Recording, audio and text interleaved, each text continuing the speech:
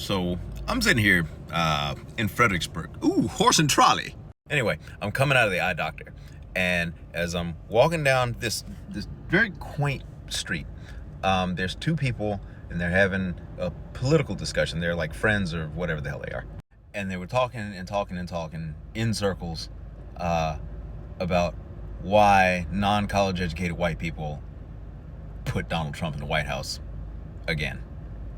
Now, I'm not quite enough of an arrogant know-it-all to bust into a stranger's conversation and insert my opinion, so I'm just going to tell y'all instead.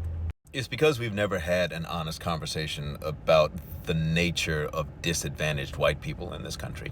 And the reason that poor and non-college educated white people can't seem to get together in what would seem to be common sense solidarity with people of color and so forth, to like turn politically against the people who were screwing us all over, which is the American nobility.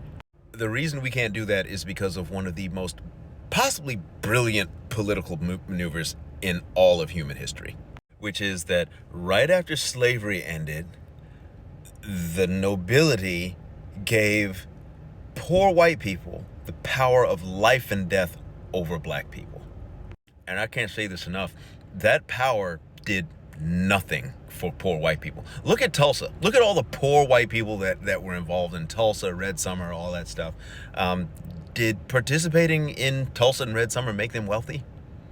Did that set their kids up for life to burn down Black Wall Street? No.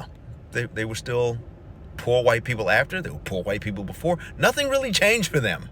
And it's created a really unfortunate situation where people of color, people like me, can't really see white people's disadvantages and destitution because they have had and still have, not as much as they used to, but still have, think about the police, that power over us.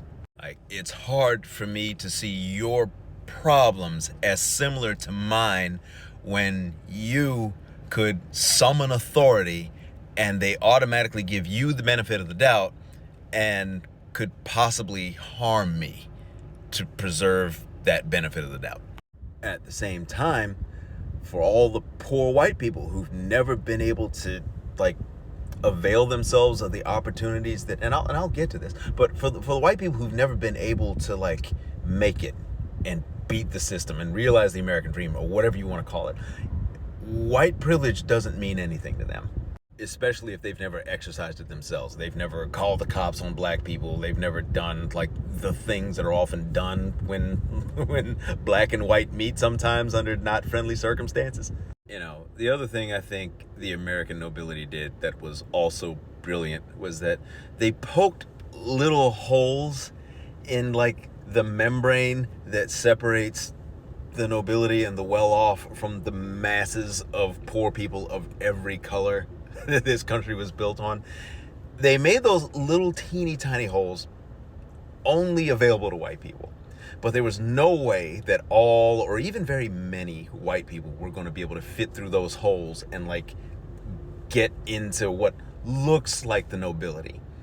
But enough people would get through, and that combined with that life and death power that poor white people were given over black people made poor white people identify more with the nobility and the people who filtered through those tiny holes that most of them would never get through than they did with everybody else of every other color with whom they have far more in common.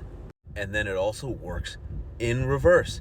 You got black people who are living among white folks who have, poor white folks who have power of life and death over them. They see these little holes that have been punched, the Homestead Act and the GI Bill back before black people were allowed to be involved in it. They see white people filtering through those holes. They see other white people who still have power of life and death over them. So then we believe that poor ass white people have more in common with the nobility than they do with us.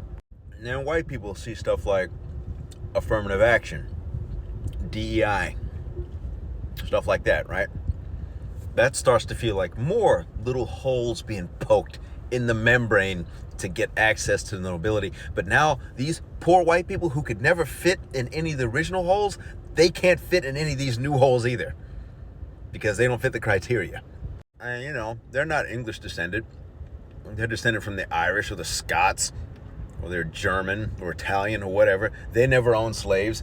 They either haven't or don't know about any ancestors of theirs that might have participated in that poor people, like, life and death power they had over black people. So yeah, they're going to feel gypped because, again, their white power's never done anything for them. And in order to ever get off of this idiotic political treadmill that we've been on forever, since before I was born, since before my mama was born, two things have to happen at the same time. Number one, disadvantaged white people need to somehow come to the realization that their lack of opportunity stems from the fact that this country wasn't built for them either. And the second thing that has to happen, which is just as hard and just as unlikely, is that people of color have to allow them the space to come to that realization. Well, I just wonder, what do we do to get to the point where both groups are willing to do that at the same time? Let me know in the comments what you think.